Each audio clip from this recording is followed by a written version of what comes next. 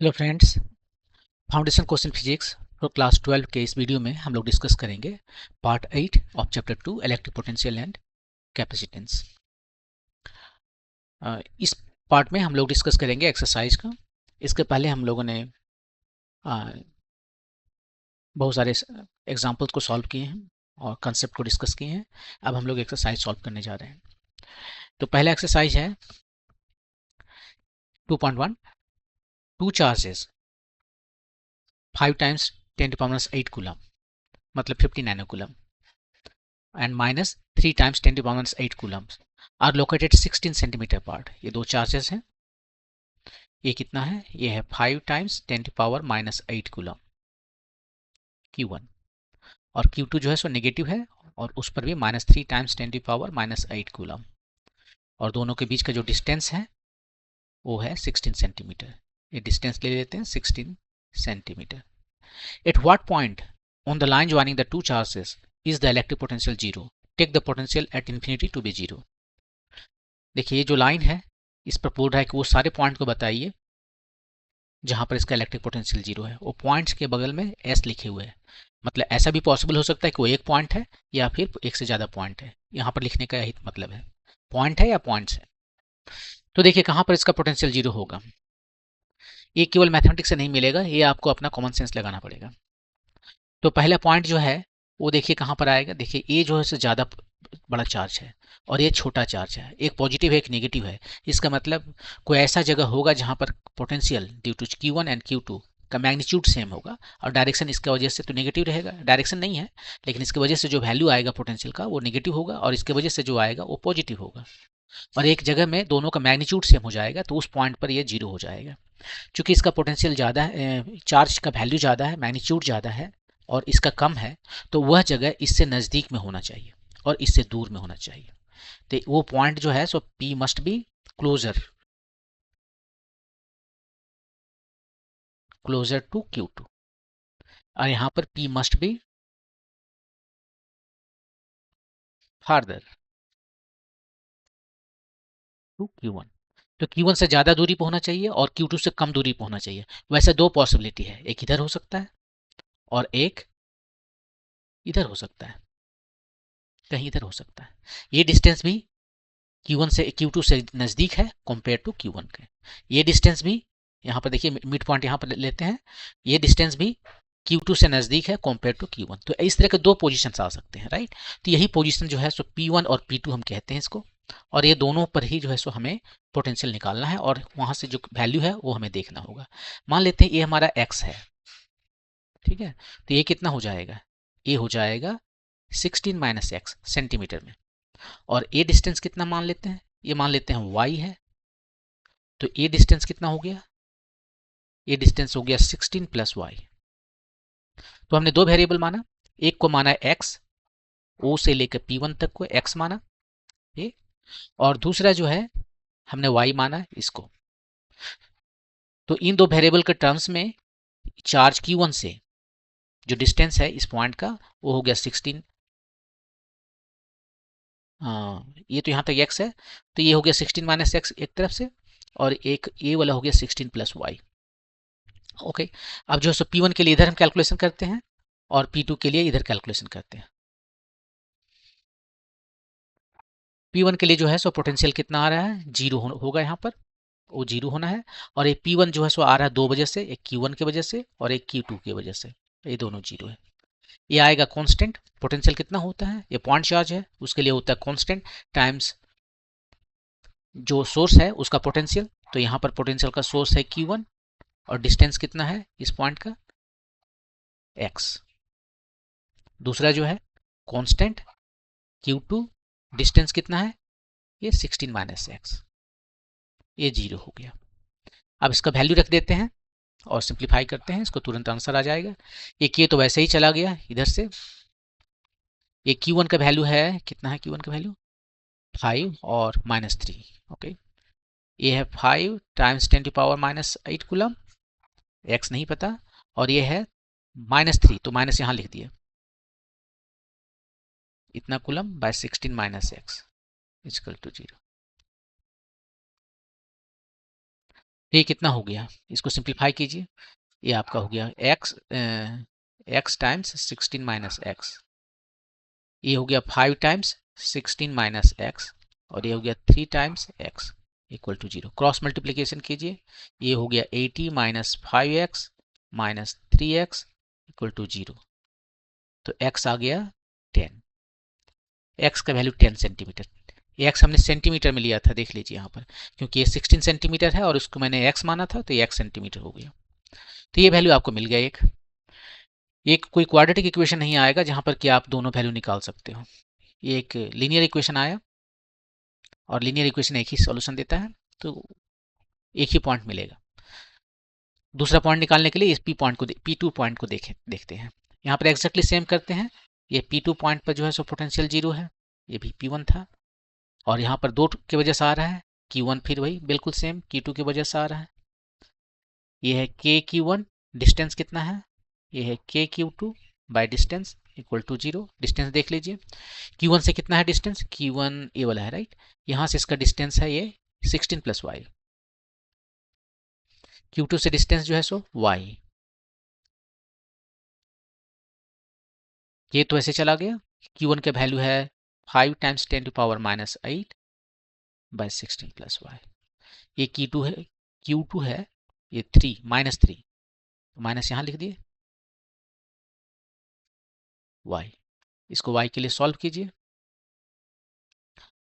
ये हो गया 5y माइनस 3y, कुछ मिसिंग है, 3y नहीं है,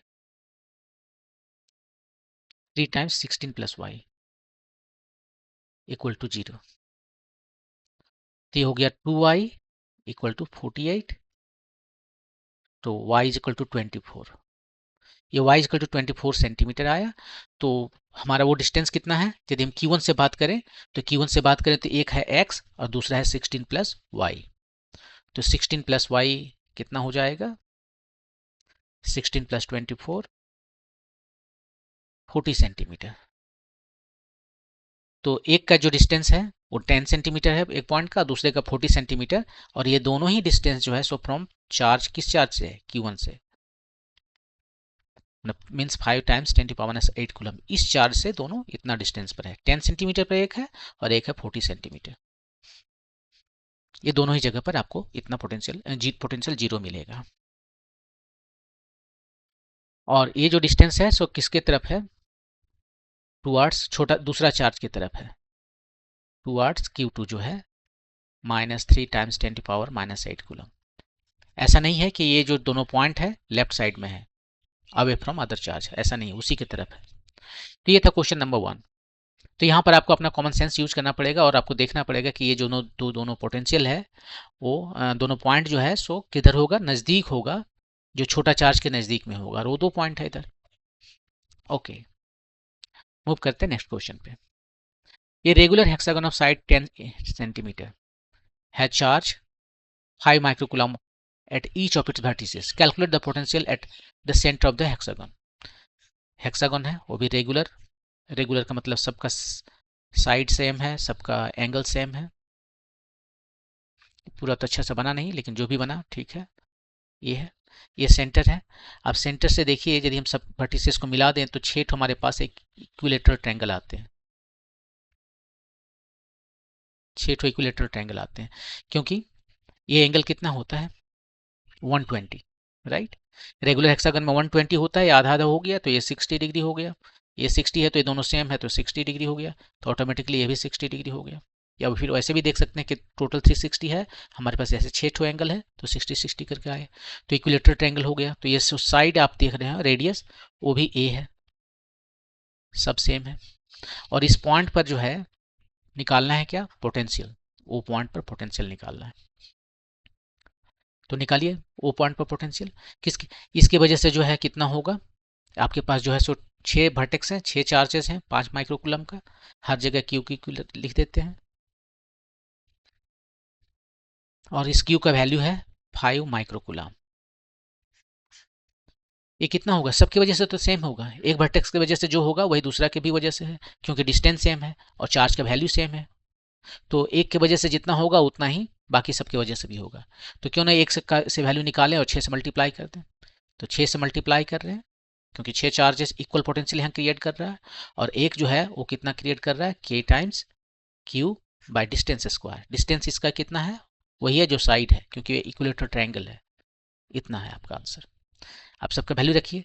ये k जो है वो कितना है, k जो होता है वो होता है 1/4 पाई एप्सिलॉन नॉट, और इसका वैल्यू होता है 9 टाइम्स 10⁻⁹ इन SI यूनिट। वही हम लिखते हैं 9 टाइम्स 10⁻⁹। Q की जगह पे क्या लिखे, 5 माइक्रोकूलम है, 5 माइक्रोकूलम हुआ, उसका स्क्वायर। डिस्टेंस कितना है, डिस्टेंस है 10 सेंटीमीटर, तो उसको हम 0.1 मीटर कह सकते हैं। स्क्वायर करना है 0.1 मीटर। ये दोनों के बदले ऊपर में हम 100 ले गए। कितना हो गया, 54 टाइम्स 5 टाइम्स 5 25 टाइम्स ये कितना हो गया, यहाँ पर देख लीजिए, ये हो गया -12 और 9, सो -3 और 2 तो -1, इतना।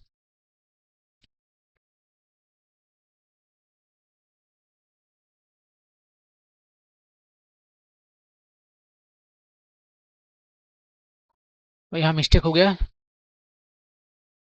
देखिए यहाँ Q है और मैंने Q स्क्वायर कर दिया है, ये पता नहीं क्यों Q स्क्वायर किया, तो ये सभी गलत हो गए। Q की जगह मैंने Q स्क्वायर कर दिया यहाँ पर। तो कितना हो गया, 9 टाइम्स 6 54 टाइम्स 5, और ये कितना हो गया, 9 है और 2 11 है और 6 है तो 5 आया। 9 to 11 में से 6 गया तो 5 आया। 2 5 25 से 2 27, ये इतना आया 10⁵।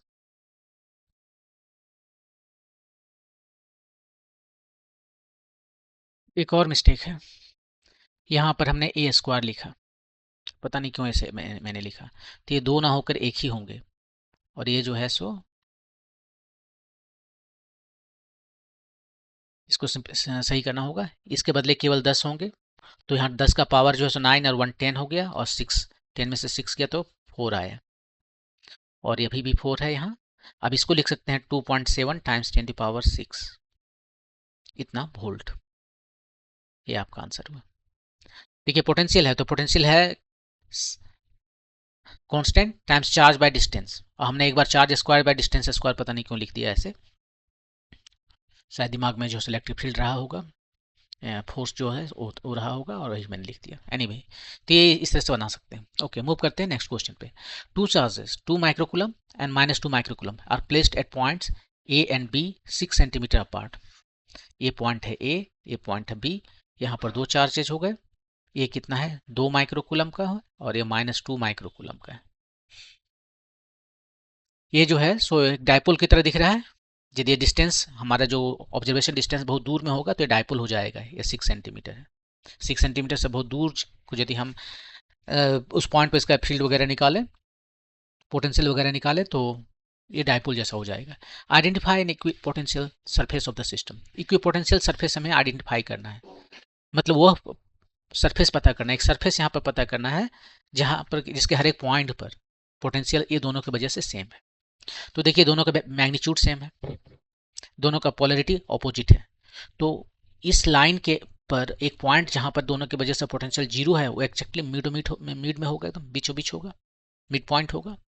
ठीक है, और यदि हम एक लाइन यहाँ पर कंसिडर करें, फिलहाल लाइन कर रहे हैं, ठीक है, तो इस लाइन पर जो भी पॉइंट आपको नजर आएगा, यहाँ से डिस्टेंस आपका सेम है। यदि डिस्टेंस सेम है तो देखिए दोनों की वजह से जो पोटेंशियल है वो कितना आएगा, कांस्टेंट टाइम्स ये जो है 2 माइक्रोकूलम बाय डिस्टेंस जो है d1, और यदि सेम डिस्टेंस रहा तो चूंकि ये दूसरा है यहाँ पर प्लस है, ये माइनस चार्ज हुआ, constant times charge by distance. ये यदि डिस्टेंस सेम हो गया और ये चूंकि दोनों चार्ज सेम है तब ये 0 हो जाएगा। तो वो सारा पॉइंट जहाँ पर जहाँ से A और B का डिस्टेंस सेम है वही इक्विपोटेंशियल सरफेस होगा, और वो अभी कितना इक्विपोटेंशियल सरफेस है, 0 का। ठीक है, तो ये पॉइंट ही नहीं, केवल यहाँ भी 0 है, यहाँ भी 0 है, कोई भी पॉइंट आप इस पर ले लीजिए, इस लाइन पर वो सब 0 है। और केवल ये लाइन नहीं है, अब यदि हम बोल रहे हैं कि ये जो परपेंडिकुलर जो आपको दिख रहा है यहाँ पर ये लाइन, ये जिस प्लेन में है, ये लाइन जो है जिस प्लेन में है वो प्लेन, मतलब कि एक प्लेन जो परपेंडिकुलर हो इस पर, ये लाइन परपेंडिकुलर है इस पर ना, तो एक परपेंडिकुलर प्लेन जो है सो आप कंसीडर कीजिए, ये रहा परपेंडिकुलर, हम प्लेन बनाने की कोशिश कर रहे हैं। ये प्लेन जो है सो यहाँ से होकर पास करता है, और इस प्लेन का किसी भी पॉइंट पर यदि हम बात करें, देखिए ये जो लाइन ले रहे थे, ठीक है, वो इसके वर्टिकल लाइन था, लेकिन यदि हम कहीं दूर जाकर लें, एक डिस्क जैसा समझ सकते हैं यहाँ पर, कहीं दूर जाकर लें, उधर ले थोड़ा सा, तो वहां से भी इसका डिस्टेंस सेम है, इस लाइन पर होना जरूरी नहीं है। अब ये जो है सो 3D में जा रहा है, 3D में जा रहा है। आप सोचिए कि ये दोनों यहाँ पर है, और ये देखिए यहाँ पर है, और हम जो बात कर रहे हैं इस प्लेन की बात कर रहे हैं, ये प्लेन, और ये प्लेन इसके बीचों बीच से होकर गुजरता है, ये दोनों सेम है, ये जो है Q है और ये माइनस Q है, A पॉइंट है, B पॉइंट, ये प्लेन की बात कर रहे हैं। मान लीजिए इस लाइन पर ये जो है सो परपेंडिकुलर लाइन हो गया, यहाँ पर सारे लाइन परपेंडिकुलर ही होंगे, ठीक है, लेकिन यहाँ पर इस पॉइंट पर बात करें तो ये जो डिस्टेंस आपको जो दिख रहा है, आप इसको मैच करा सकते हो ऐसे, और ये जो ये भी सेम है। इस प्लेन पर जो परपेंडिकुलर है, बाइसेक्टर जिस प्लेन में है वो प्लेन, मतलब एक यहाँ पर है, एक प्लेन कंसीडर कर रहे हैं, इस प्लेन को परपेंडिकुलरली यहाँ से होकर जाना चाहिए। केवल इस पॉइंट से आप बोलोगे कि कितने प्लेन जाते हैं, तो इन्फिनिटी प्लेन जाते हैं, एंगल चेंज करते रहेंगे आपको इन्फिनिटी प्लेन मिलेंगे। लेकिन मैंने कह दिया कि ये जो प्लेन है वो 90 डिग्री के एंगल बनाए इस लाइन के साथ में, तो आपको अपने प्लेन फिक्स कर दिया। और उस प्लेन में आप जब देखोगे तो ये जो डिस्टेंस है वही डिस्टेंस इधर भी है, क्योंकि ये यहाँ से देखिए ये परपेंडिकुलर है, ये दोनों सेम है, ये कॉमन साइड है, तो ऐसे ऐसे ये दोनों कन्ग्रुएंट ट्रायंगल हुआ, और उसके लिए ये डिस्टेंस दोनों का सेम हो जाएगा। तो ये पूरा का पूरा प्लेन है जो इक्विपोटेंशियल है, ये अकेला प्लेन नहीं जो इक्विपोटेंशियल है, और भी बहुत सारे होंगे, लेकिन ये सबसे इजी निकालना है। ये है इक्विपोटेंशियल सरफेस, और क्या है पोटेंशियल इसका, जीरो। इस इक्विपोटेंशियल का सरफेस का पोटेंशियल जीरो है, हर एक पॉइंट पर पोटेंशियल जीरो है। इसके अलावा आपको और भी जगह मिल सकते हैं, यदि आप इधर स्फीयर जैसे मिलेंगे, इधर स्फीयर, तो बहुत सारे स्फीयर मिलेंगे, लेकिन ये सबसे इजी था निकालना। ओके, दूसरा question, what is the direction of the electric field at the every point on this surface. इस पॉइंट पर जो है एवरी कहीं भी पर भी जो है इस पॉइंट पर इलेक्ट्रिक फील्ड कितना होगा। तो सबसे पहले सिंपलेस्ट निकालते हैं इलेक्ट्रिक फील्ड, यहाँ पर ये Q है ये, और ये Q है माइनस Q है B, इसका परपेंडिकुलर जो ये हमारा है, हम उस पर एक लाइन लिए हैं और जस्ट हम वर्टिकल सोच रहे हैं, वैसे है तो बहुत सारा ऐसे लेंगे, ठीक रहेगा। ठीक है, तो यहाँ पर आप देखिए किधर है इलेक्ट्रिक फील्ड, ये माइनस चार्ज है तो इसके लिए वजह से इधर है, ये प्लस चार्ज है तो इसके वजह से इधर है, तो ये दोनों के वजह से डाइपोल को याद कीजिए आप, ये डाइपोल ही तो है। डाइपोल में किधर रहता है electric field, on the equator,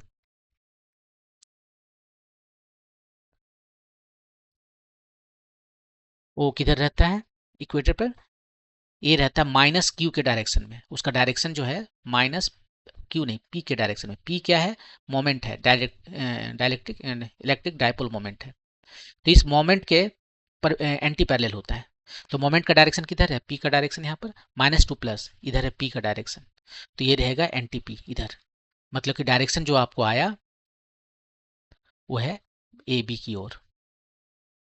ठीक है, तो ये तो इस पॉइंट पर हुआ। हम किसी दूसरे पॉइंट पर बात करें, यहाँ पर यदि बात करें तो एग्जैक्टली सेम, फिर क्योंकि ये परपेंडिकुलर प्लेन है इस पर, तो यहाँ भी जो है सो इसी के डायरेक्शन में आएगा, तो डायरेक्शन हमेशा इस पर होगा and perpendicular to equipotential surface. वैसे भी आपको मैं बता दूं कि जो इक्विपोटेंशियल सरफेस होता है उस पर इलेक्ट्रिक फील्ड हमेशा परपेंडिकुलर होता है, तो इक्विपोटेंशियल सरफेस पर परपेंडिकुलर है, लेकिन किस तरफ, दो डायरेक्शन होते हैं परपेंडिकुलर, राइट एक लेफ्ट। तो इसमें हम जानते हैं कि ये जो डाइपोल है, डाइपोल में एंटी पैरेलल होता है डाइपोल मोमेंट का, और डाइपोल मोमेंट का डायरेक्शन है बी टू ए। ठीक है, इसका डायरेक्शन हो गया बी टू ए, तो इसका एंटी पैरेलल मतलब ए टू बी, इस डायरेक्शन में आपका आंसर है।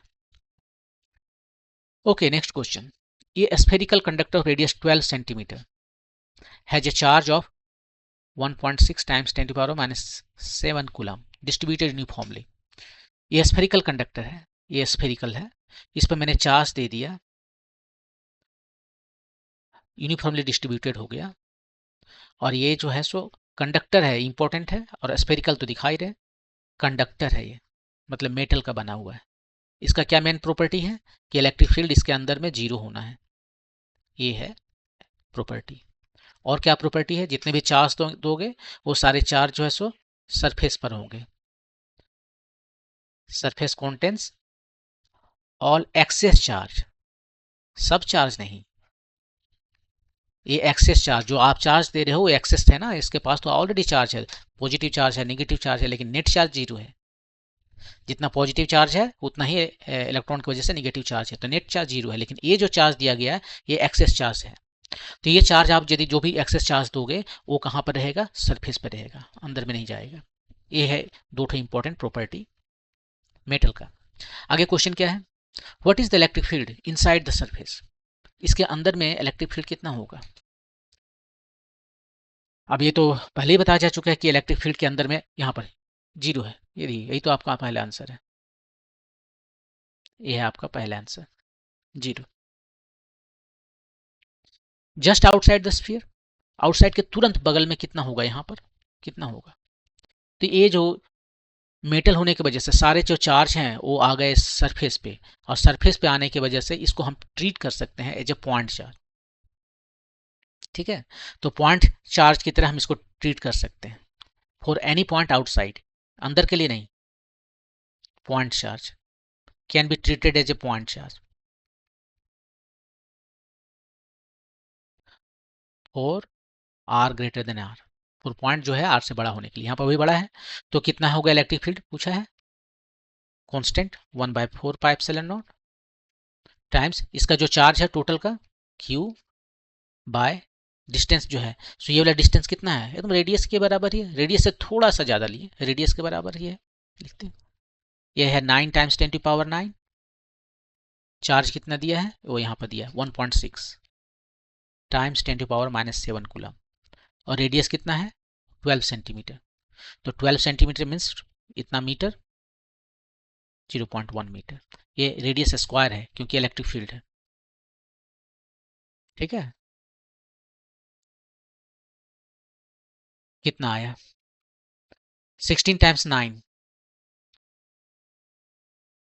14.4, ये 12 टाइम्स 12 0.144, एक जीरो यहाँ भी रहेगा,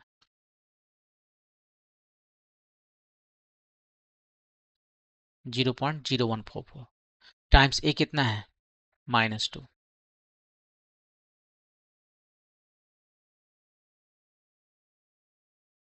1 2 3 4 3, तो ये हो गया 10, तो 10 हो गया तो ये तो खत्म हो गया, 10 आया, 10 न्यूटन पर कूलम। यहाँ पर माइनस मैंने क्यों लिखा, ये 10⁻9 एंड 10 माइनस एंड 10⁻⁻7, तो 10⁻2 होगा, जो मैंने प्लस -2 लिख दिया था, तो ये हो गया 10⁻5 इतना न्यूटन पर कूलम, ये आपका answer. Okay, next question.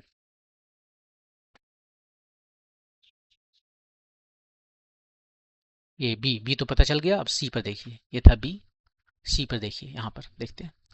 Eight a point 18 centimetre from the centre of the sphere. Okay, इसको चलने से पहले एक बार हम आपको ये भी बता दें कि इसी क्वेश्चन को बी को जो है हम गॉस लॉ से भी बना सकते थे, मेथड 2, गॉस लॉ लगा रहे हैं।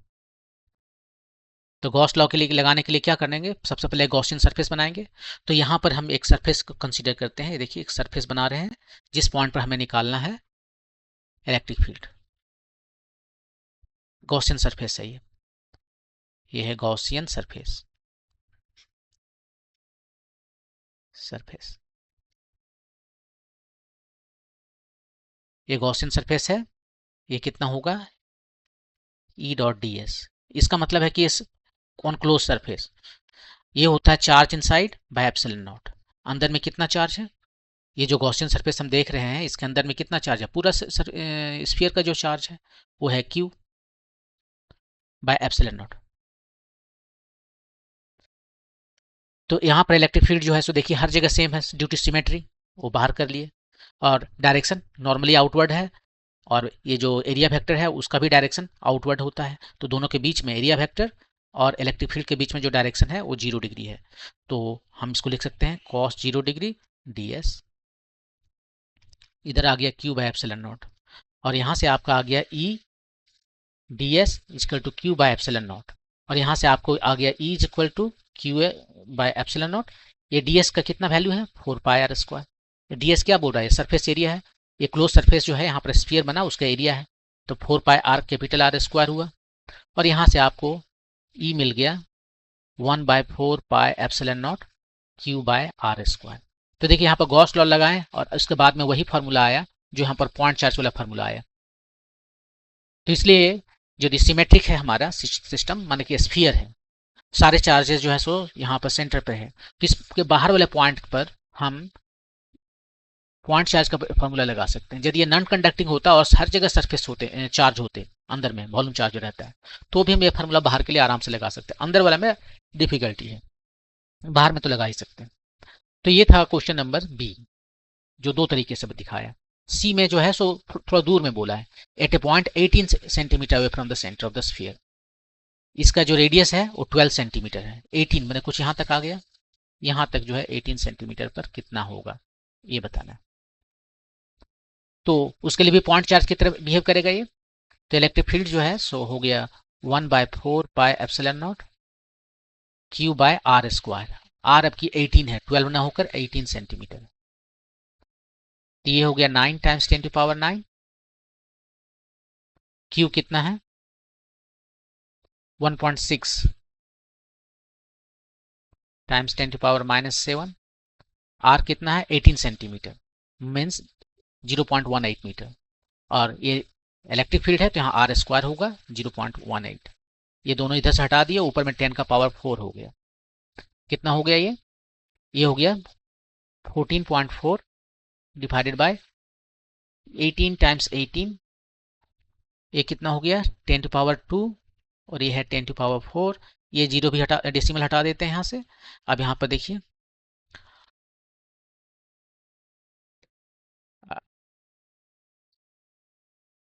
ये 8 होगा एक्चुअली। 18 टाइम्स 8 जो है सो 144 हुआ, और ये हो गया आपका हाफ 4, ये हो गया 9। तो 4/9 टाइम्स इधर कितना आ गया, 1 to 10 इसके पास दे देते हैं, ठीक है, और 1 10 यहाँ से चला गया तो 10 to power 4 something like this 4.45 times 10 to power 4, इतना न्यूटन पर कूलम। ये आपका आंसर आएगा। तो इस तरह से आप इसको जो है सो निकाल सकते हो कि यदि आपके पास एक स्फीयर है, ठीक है, तो आउटसाइड पॉइंट के लिए ए भी और ए भी, ये दोनों ही आउटसाइड पॉइंट के लिए आप इसे पॉइंट चार्ज की तरह ट्रीट कर सकते हो। और वो मैंने यहाँ पर दिखा दिया गॉस लॉ से। गॉस लॉ लगा ही सकते हैं, due to symmetry electric field हर जगह सेम है, और यहाँ से इलेक्ट्रिक फील्ड का जो फॉर्मूला आया वो पॉइंट चार्ज की तरह ही है। तो पॉइंट चार्ज वाला फॉर्मूला आप इस तरह के सिचुएशन में लगा सकते हो। ओके, मूव करते हैं नेक्स्ट क्वेश्चन पे। ये parallel plate capacitor with air induction, air between the plates, एक पैरेलल प्लेट कैपेसिटर है, ठीक है। यहाँ पर केवल लाइन दिखा रहे हैं, ये पैरेलल प्लेट है इस तरह से, एक प्लेट यहाँ है और एक प्लेट यहाँ पर है, इस तरह से है। ये आपका प्लेट है एक तो, इधर ये प्लेट है, और इस दोनों प्लेट के बीच में डिस्टेंस डी है। तो यहाँ पर जस्ट लाइन से दिखाते हैं, इसका सिंबल है। इसका कैपेसिटेंस कितना है 8 pico farad. Pico means 10 to power -12 farad. What will be the capacitance if the distance between the plate is reduced to by half? ये D है, D को चेंज कर दिया half, and the space between them is field with A substance of dielectric constant 6। अभी K जो है इसका air है, उसका वैल्यू होता है 1, डाइलेक्ट्रिक कांस्टेंट जो है उसका वैल्यू होता है 1 एयर का। तो वो K जो है उसको कितना कर दिया है, अभी जो है 1, ठीक है, उसको कर दिया 6 टाइम ज्यादा, 6K कर दिया। अभी K एयर है, वो 6 कर दिया है एक्चुअली। तो अब जो है कैपेसिटेंस कितना होगा ये पूछ रहा है। What will be the capacitance पूछ रहा है यहाँ पर, कितना होगा। तो देखिए कैपेसिटेंस का फॉर्मूला क्या है, वो है एप्सिलॉन 0 a बाय डी, और साथ में k यदि है तो एप्सिलॉन के साथ में k रहता है। ये एप्सिलॉन k को हम एप्सिलॉन आर नॉट भी आर भी कहते हैं। ये एप्सिलॉन आर आता है ना, epsilon is equal to epsilon naught R, यही एप्सिलॉन आर ही k है, एप्सिलॉन नॉट k, ये सेम चीज है। तो यहाँ पर आपने देखिए क्या करना है आपको, सी प्राइम नया वाला जो कैपेसिटेंस है वो कितना होगा, एप्सिलॉन नॉट ये तो फिक्स्ड है, एरिया फिक्स्ड है, के को 6 से मल्टीप्लाई कर दिया, 6k हो गया, और डिस्टेंस हाफ कर दिया, डी जो यहाँ पर डी ना होकर हाफ कर दिया, ये दो ऊपर चला गया, तो ये आ गया 12 एप्सिलॉन नॉट ए के बाय डी। शुरू का जो है ये वाला है तो आपका सी, जो यहाँ ब्रैकेट में दिख रहा है ये सी है आपका, तो 12 टाइम्स सी हो गया, और सी कितना था 8, यहाँ पर 8 है ना, हाँ 8, तो 12 टाइम्स 8 आया आपका, तो कितना हो गया 96 पिको फेराड, ये आपका सी प्राइम का वैल्यू है 96 पिको फेराड। तो इस क्वेश्चन में यही बोला गया कि जो डायलेक्ट्रिक है उसका वैल्यू 1 से बढ़ाकर 6 कर दिया गया है, इसके बीच का जो डिस्टेंस है उसको डी से कम करके डी हाफ कर दिया गया है, तो कितना होगा नया कैपेसिटेंस, पुराना का वैल्यू दे दिया है 8 टाइम्स। यहाँ पर हमने जब वो सारे वैल्यू को रखे इसको चेंज करते गए, ये फिक्स्ड है, के को मैंने 6k कर दिया, डी को डी हाफ कर दिया यहाँ पर, तो ये हमें जो आया वो आया 12 टाइम्स और पुराना वाला, सो 96 पिकोफैराड।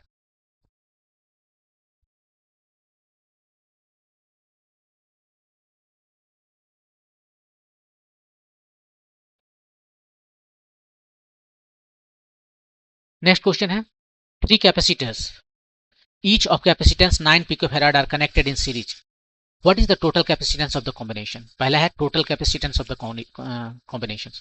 तो सीरीज में देखिए क्या होता है फार्मूला, सीरीज में 1 बाय सी इक्विवेलेंट ए होता है 1 by C1 plus 1 by C2 plus 1 by C3, और यदि सब सेम हो जाए इसको जो है सो हम ऐसे लिखते हैं जनरल फॉर्म में, sum over 1 by CI, shortcut compact form में। और यदि सब सेम हो जाए यहाँ पर, ईच ऑफ कैपेसिटेंस 9 माइक्रोफेराड है, तो इसमें जो इक्विवेलेंट आता है वो कितना आता है, एक का वैल्यू लीजिए उसको n से डिवाइड कर दीजिए, यहाँ से निकाल सकते हो उसको, यहीं पर देख लीजिए, सब यदि सेम हो गया तो 3 बाय सी हो गया, तो सी इक्विवेलेंट कितना हो गया C बाय 3, वही यहाँ पर लिखे हुए। तो पहले वाला क्वेश्चन का आंसर यहाँ पर तुरंत कर देंगे, what is the total capacitance of the combination, C कितना हो जाएगा, एक का जो वैल्यू है डिवाइडेड बाय कितना है टोटल 3 कैपेसिटर से 3, ये है 9 पिकोफेराड, इसको 3 से डिवाइड कीजिए 3 पिकोफेराड, ये आपका आंसर है, सी इक्विवेलेंट जो है 3 पिकोफेराड आ गया पहला का।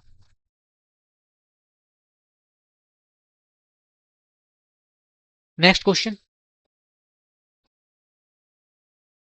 What is the B, what is the total difference potential difference, what is the potential difference across each capacitor if the combination is connected to 120 volt।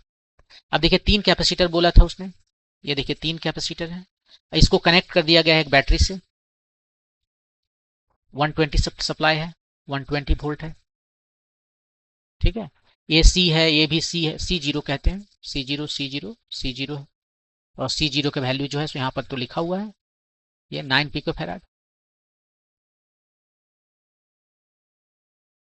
ठीक है। अब देखिए ये तीनों जो आइडेंटिकल है, आइडेंटिकल है, तो इसके अक्रॉस जो वोल्टेज आएगा वो भी सेम ड्रॉप करेगा, टोटल वोल्टेज यहाँ पर है 120 वोल्ट, वो 120 वोल्ट ड्रॉप हो रहा है, कुछ यहाँ पर कुछ यहाँ पर कुछ यहाँ पर, क्योंकि तीनों सिमेट्रिकल है, सेम है, आइडेंटिकल है, तो भी यहाँ पर ड्रॉप करेगा, भी यहाँ पर ड्रॉप करेगा, भी यहाँ पर ड्रॉप करेगा, और तीनों भी मिलकर 120 को ड्रॉप कर रहा है, तो V प्लस भी इक्वल टू 120 वोल्ट, तो भी जो है सो 40 वोल्ट आ गया आपका।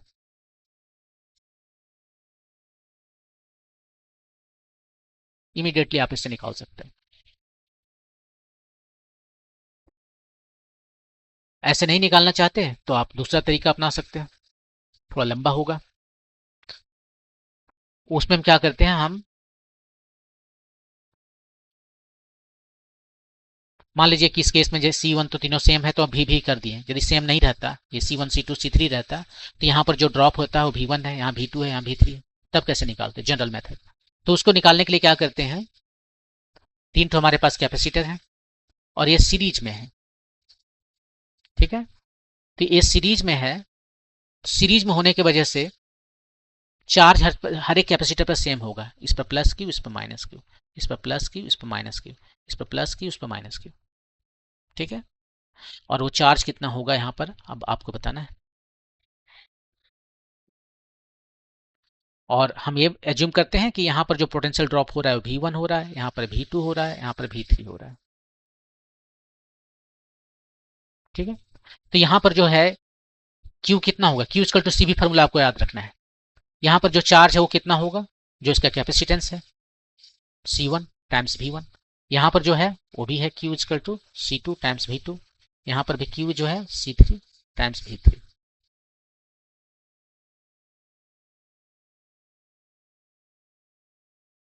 और तीनों को ऐड कर देंगे यदि हम, तो हमें क्या मिलेगा, इधर ऐड कर सकते हैं क्या, यहाँ पे अभी नहीं कर सकते, लेकिन हम इसको ऐसे लिख सकते हैं, V1 is equal to Q by C1, V2 is equal to Q by C2 और V3 is equal to Q by C3। अब हम ऐड कर सकते हैं, एक तरफ आया V1 plus V2 plus V3 और एक तरफ Q कॉमन है, 1 by C1 plus 1 by C2 plus 1 by C3। ये पूरा जो कवायद जो चल रहा है वो आपको इक्विवेलेंट कैपेसिटेंस निकालने के लिए, ये तीनों है 120 वोल्ट, Q कितना है हमें नहीं पता, पता करना है। और 1 बाय C1 जो है सो आप देख लीजिए, C1 कितना था, 9 पिको फेराड। तो ये 1/9 प्लस 1/9 प्लस 1/9, तो Q कितना आ गया, Q आ गया 120 times 9/3 pico coulomb. Pico coulomb लिखा था वो, इसका पहले तो इसने चार्ज निकाला नहीं था, तो 360 पिको कुलाम आया यहाँ से Q का वैल्यू। और एक बार यदि Q आपको पता चल गया है तो आप V1 में निकाल सकते हो, यहाँ से देखिए V1 जो है सो Q by C1, Q 360 pico coulomb है, C1 जो है सो 9 पिको फेराड, राइट, पिको 9 चौके 36, 40 वोल्ट। वैसे ही P2 भी आप निकालिए, Q बाय C2, हर जगह तो सेम ही है, Q तो हर जगह सेम है, पिको कुलाम, इसको डिवाइड कर रहे हैं 9 पिको फेराड से, ये पिको पिको खत्म हो गया, ये 40 वोल्ट, तीनों जो है सो इस केस में 40 वोल्ट आया। और नहीं तो यदि ऐसे नहीं बनाना है आपको तो एक और तरीका है, इससे इजी होगा। ये देखिए 3 आपके पास कैपेसिटर है, राइट, और 160 कितना वोल्ट था, 120 वोल्ट। इसको हम ऐसे ड्रॉ करते हैं, तीनों को हटाकर हम यहाँ पर इक्विवेलेंट कैपेसिटेंस का फॉर्मूला लगा देंगे। और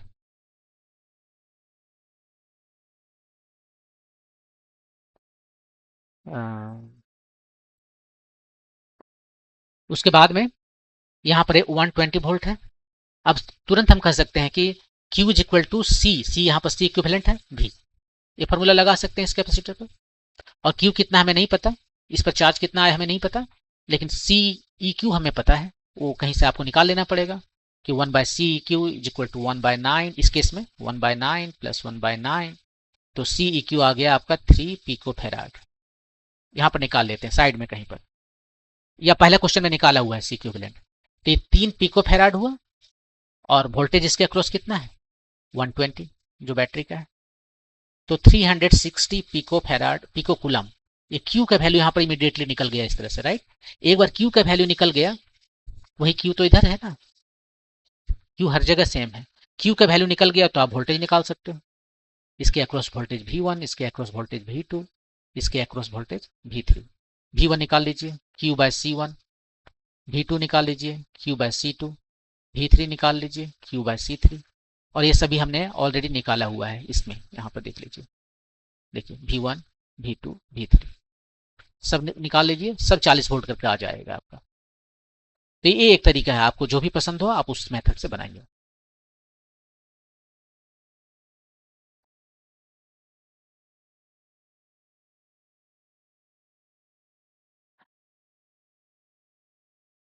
इस वीडियो में इतना ही। नेक्स्ट वीडियो में बाकी के 5 सवाल जो है उसको हम लोग सॉल्व करेंगे। यदि आपको कोई डाउट हो तो आप कमेंट सेक्शन में लिख सकते हो, हम उसको क्लियर करने की कोशिश करेंगे। Thank you.